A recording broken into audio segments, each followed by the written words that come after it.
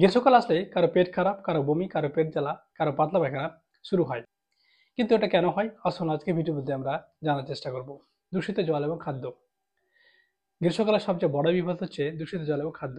রান্না করা খাবার দ্রুত নষ্ট হয়ে যায়। সেই খাবারটা খেলে আমাদের শরীরের মধ্যে ঢুকে বিভিন্ন ধরনের ব্যাকটেরিয়া যেমন ভিব্রিও কোলাই, ইকোলাই, বিভিন্ন ধরনের ভাইরাস যেমন রোটা ভাইরাস এবং বিভিন্ন প্যারাসাইট যেমন জিয়ারডিয়া আমাদের শরীরের মধ্যে ঢুকে পাতলা পায়খানা, বমি ভাব, পেটে ব্যথা এমনকি জ্বর পর্যন্ত হতে পারে।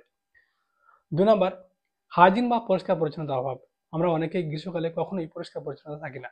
অপরিষ্কার হাত দিয়ে খাবার খাওয়া, রাস্তায় খাবার খাওয়া সব মিলিয়ে পেটের সমস্যা তৈরি করতে পারে। আমার পরবর্তী পয়েন্ট, ঘামের মধ্যে দিয়ে বেরিয়ে যাওয়া জল এবং জলের সঙ্গে বিভিন্ন ধরনের ইলেকট্রোলাইটস। অর্থাৎ গ্রীষ্মকাল মানে প্রচন্ড ঘাম হয় এবং ঘামের সঙ্গে সঙ্গে জল বেরিয়ে যায় তাই নয়। জলের সঙ্গে সঙ্গে গুরুত্বপূর্ণ ইলেকট্রোলাইটস যেমন সোডিয়াম, পটাশিয়াম এবং ক্লোরাইড দেহ থেকে বার হয়ে যায়। ফলে আমার পরবর্তী পয়েন্ট, ফুড পয়জনিং। ফ্রিজে রাখা খাবারের মধ্যে স্টাফিলোকোকাস অরিয়াস এবং স্যালমোনেলা নামক এক ধরনের ব্যাকটেরিয়া জন্মগ্রহণ করে। সেই খাবার খেলেই সেই ব্যাকটেরিয়া আমাদের দেহের মধ্যে প্রবেশ করে। আমার পরবর্তী পয়েন্ট, জল কম খাওয়ার পরিবর্তে গ্যাসের সমস্যা এবং হজমের সমস্যা। 60 থেকে 80% প্রায় জলে ঘাটতি হলে আমাদের বিভিন্ন হজমের সমস্যা দেখা যায়। অবশ্যই কিছু জিনিস আপনাকে মাথায় রাখতে হবে। ১ নম্বর, পরিষ্কার পরিচ্ছন্নতা বজায় রাখা, অর্থাৎ পরিষ্কার হাত দিয়ে খাবার খাওয়া।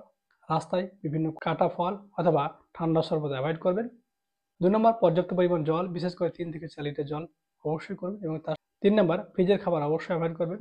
৪ নম্বর,